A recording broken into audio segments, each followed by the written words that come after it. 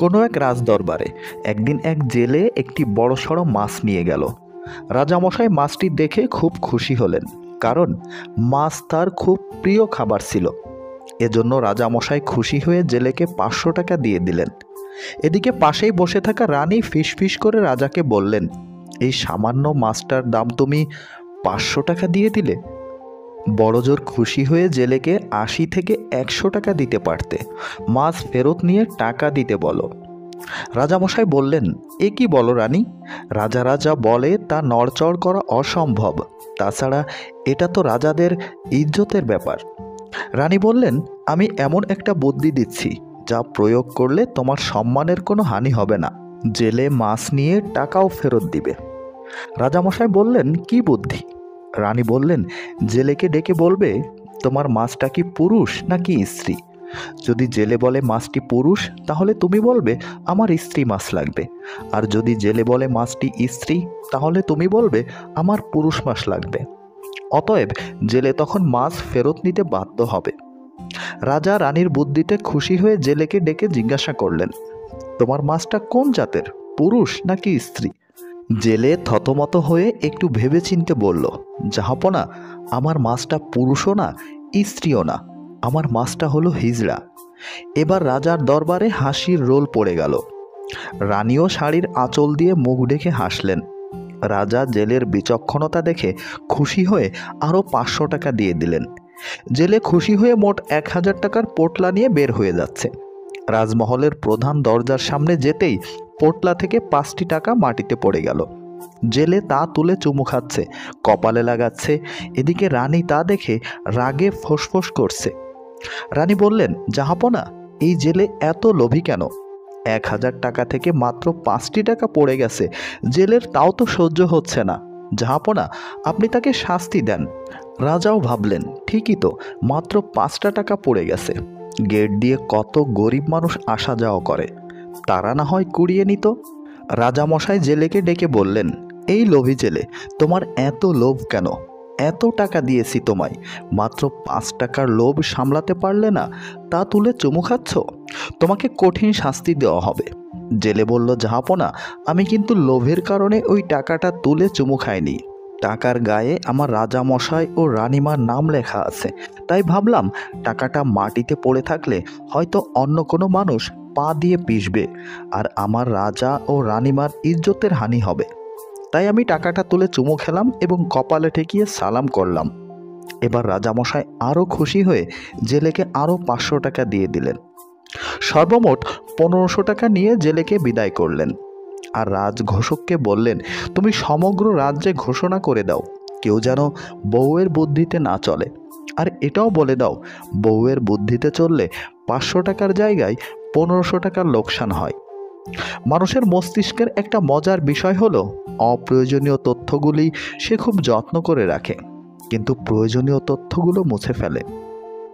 মেয়েরা কঠিন হলে ভালো লাগে না, মেয়েরা হবে নরম ধরনের আহ্লাদী, কথায় কথায় কেঁদে ফেলবে। পৃথিবীতে নিজে ভালো থাকতে চাইলে স্বার্থপর হয়ে যাও, আর মানুষের কাছে ভালো হয়ে থাকতে চাইলে নিঃস্বার্থ হও। সংসার সুখের হয় রমণীর গুণে, প্রবাদটি না বলে বরং বলা উচিত। সংসার সুখের হয় স্বামী ও স্ত্রীর ধৈর্য আর অল্পে তুষ্ট থাকার মাঝে। মা হলেন এমন একজন মানুষ যাকে ভালোবাসলে কখনো ঠকে যাওয়ার ভয় থাকে না। মেয়েরা এড়িয়ে যেতে যেতে জড়িয়ে যায়, আর ছেলেরা জড়িয়ে যাবার পর এড়িয়ে যায়। মানুষ পরিবর্তনশীল, এই কথাটা পৃথিবীর সবচেয়ে ভয়ঙ্কর সত্যি। কেউ কারো জীবনে অপরিহার্য নয়, এই সহজ কথাটা যতদিন না আপনি বুঝতে পারবেন, ততদিন আপনি ভালো থাকতে পারবেন না। তাকেই প্রেমের প্রস্তাব দিও যাকে একদিন বিয়ের প্রস্তাব দিতে পারো। অন্যের স্ত্রী বা যে কোনো মেয়ে আপনার সাথে এই 2টি আচরণ করলে বুঝবেন সে আপনার সাথে প্রেম বা পরকীয়া করতে চায়। 1, সে সবসময় আপনার কাছে নিজেকে সাজুগুজুভাবে উপস্থাপন করবে এবং আপনার সাথে যখন কথা বলবে তখন সে এমন কিছু করবে যাতে আপনার খেয়াল তার রূপের দিকে থাকে। নাম্বার 2, আপনার সাথে কথা বলার সময় সে শুধু রোমান্টিক আলাপের দিকে যেতে চাইবে, যেটা আপনি বুঝতে পারবেন। এবং আস্তে আস্তে যৌনতার আলাপ শুরু করবে, তবে এই মেয়েগুলো যে কোনো সময় যে কোনোভাবে আপনাকে ফাঁদে ফেলতে পারে। তাই সাবধান থাকুন। যাকে ছাড়া বাঁচবেন না তাকে শেষবারের মতো একটা কথা বলুন, সেটা হলো সুখে থেকো। দেখবেন সে সারা জীবন এই কথার আগুনে জ্বলবে। বাস্তব বড় কঠিন, তবুও মানুষকে মেনে নিতে হয়। জীবন এত জটিল, তবুও মানুষকে বেঁচে থাকতে হয়। ভালোবাসা বড় কষ্টের, তবুও মানুষকে ভালোবাসতে হয়। পৃথিবী এত মায়ার, তবুও তাকে ছেড়ে যেতে হয়। মৃত্যু এত যন্ত্রণার, তবুও তাকে বরণ করতে হয়। যখন খুব বেশি মন খারাপ করবেন, তখন বাড়ির ছোট সদস্যদের নিজের কাছে ডেকে আনবেন। তাদের নিষ্পাপ হাসি, দুষ্টুমি, এলোমেলো কথাগুলো এক নিমিষেই মন ভালো করে দেবে। অবহেলা এমন একটা জিনিস যা একটা জীবিত মানুষের বেঁচে থাকার ইচ্ছাটাকে মেরে ফেলে। মানুষ যখন আপনাকে তার সুবিধা মতো ব্যবহার করতে পারবে না, তখন বলবে আপনি বদলে গেছেন। বিবাহিত কোনো মেয়ের প্রধান শত্রু তার নিজের মা, কারণ তিনি মেয়ের সংসারে এতটাই নাক গলান যে মেয়ের কল্যাণের চেয়ে অকল্যাণই বেশি হয়। ঘরের বউয়ের নিন্দা কখনো পরের বউয়ের কাছে করবেন না, কারণ আপনি অসুস্থ হলে আপনার সেবা সেই ঘরের বউই করবে, পরের বউ না। কঠিন সত্য, আপনি মৃত্যুবরণ করবেন একা, কবরেও থাকবেন একা। না পাওয়া জিনিসগুলোর আফসোস একটু বেশিই থাকে।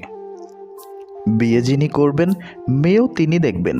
এটা মেয়ে, কোরবানির কোনো গরু নয় যে বাবা, চাচা, মামা, খালু, ফুফা, দোলাভাই সবাই মিলে দেখতে হবে। কেউ যদি তোমার অভিমানের ভাষা বুঝতেই না পারে, তাহলে তার জন্য আর বৃথা অভিমান করতে যেও না। শুধু কাঁচা মরিচ খেলে ঝাল লাগে না, উচিত কথা বললেও কিছু মানুষের ঝাল লাগে।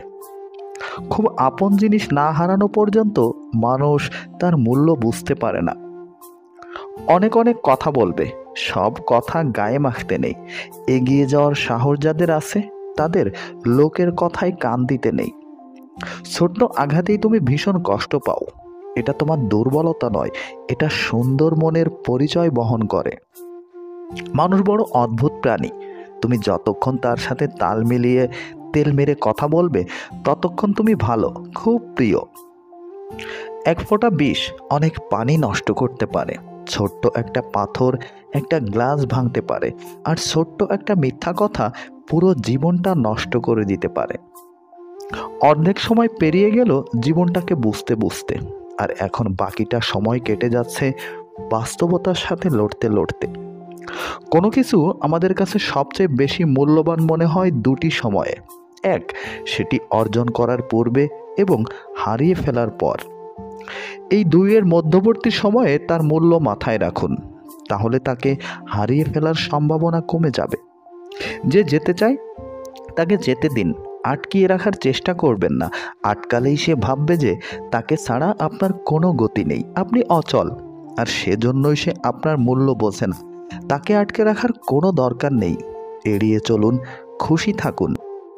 জীবনের সবচেয়ে বড় জয় হলো এমন কিছু করে দেখানো যা সবাই ভেবেছিল আপনি কখনোই করতে পারবেন না।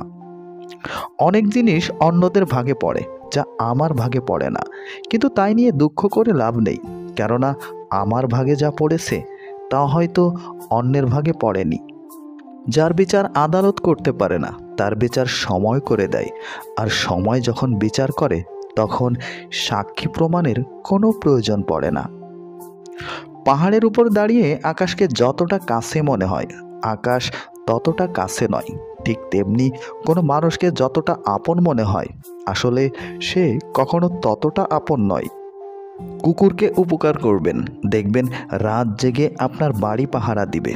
আর মানুষকে উপকার করবেন, দেখবেন সব থেকে মোটা বাঁশটাই আপনাকে দিবে। এই ভিডিওর একটি কথাও যদি আপনার কাছে ভালো লেগে থাকে, তাহলে প্লিজ এখনই ভিডিওতে লাইক দিন। আর এই ধরনের ভিডিও নিয়মিত এই চ্যানেলে পেতে চাইলে দেরি না করে এখনই চ্যানেলটি সাবস্ক্রাইব করে আমাদের সাথেই থাকবেন। ভালো থাকবেন, ভালো রাখবেন। আল্লাহ হাফেজ।